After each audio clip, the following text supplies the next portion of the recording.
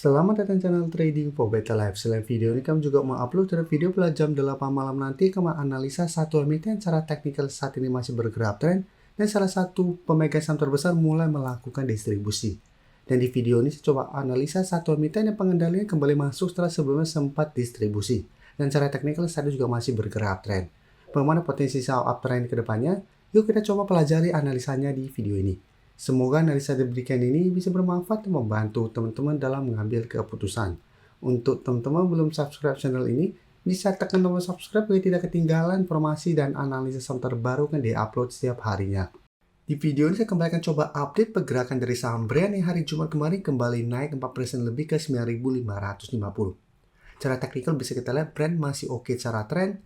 Sebelumnya memang beberapa kali mencoba naik di atas 9.400 sampai 9.500. Brand beberapa kali gagal break, sempat melemah ke sekitar harga 8.400, Brand masih bisa bertahan dari rebound. Dan belum sempat turun mengetes garis EMA 50.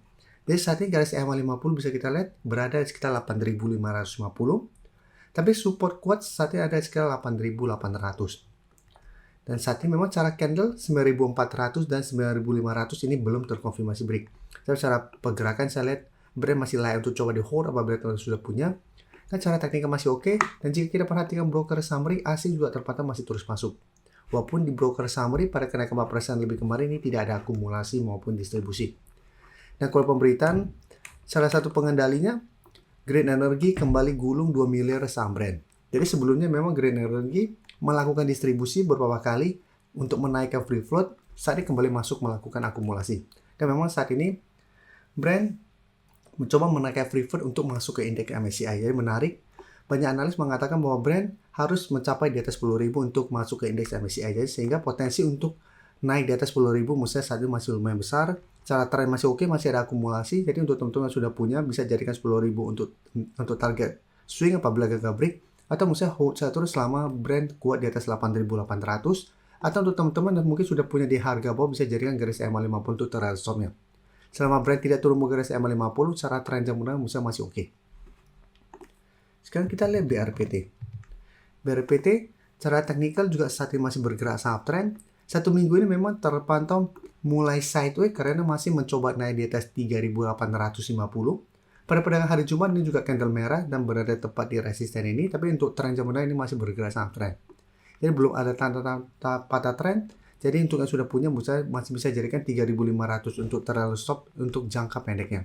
Selama BRPT tidak turun buat 3.500, secara tren masih on track untuk melanjutkan uptrendnya. Dan target kenaikan terdekat itu saya masih ada potensi untuk mengetes 4.000. Jika berhasil break, baru target berikutnya di 4.200. Dan untuk BRPT bisa kita lihat di sini. Asing juga sama masih terus masuk akumulasi. Pada perdagangan hari Jumat kemarin tidak naik dan turun, terpantau masih ada akumulasi besar. Sehingga potensi untuk lanjut naik minggu depan juga masih besar untuk mencapai atau mengetes 4.000. Tapi untuk teman-teman saat ini baru mau coba pantau dan entry, harus lebih disiplin. Ingat saat sudah naik sangat tinggi, bisa buy on breakout dengan target swing jangka pendek di 4.000. Atau mau lebih oke, tunggu terkoreksi mendekati 3.500 apabila masih bisa bertahan. Ini juga masih menarik untuk coba entry di sekitar daerah support ini. Dan sekarang kita lihat PTRO. PTRO juga secara tren saat ini masih oke.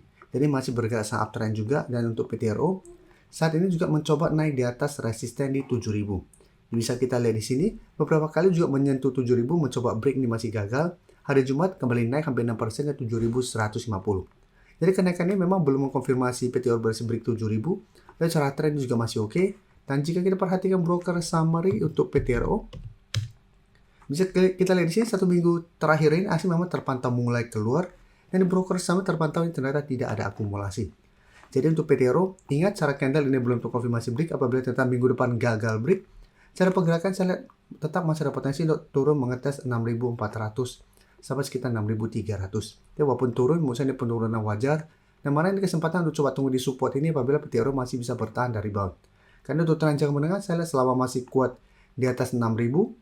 PTRO masih ada potensi untuk menuju target berikutnya di sekitar harga 7.500. Baru target berikutnya di 8.000 untuk PTRO.